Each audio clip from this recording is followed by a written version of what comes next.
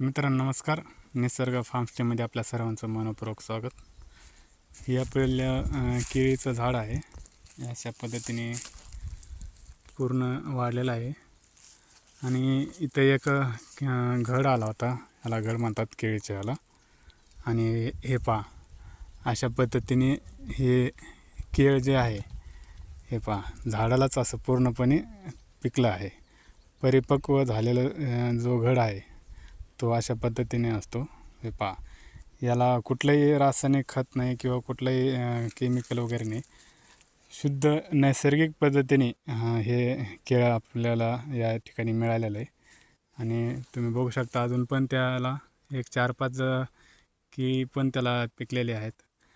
शुद्ध नैसर्गिक पद्धतीने कुठलंही केमिकल न वापरता आपण हे ऑर्गॅनिक पद्धतीने केळी पिकवलेली आहे. आणि हे आपण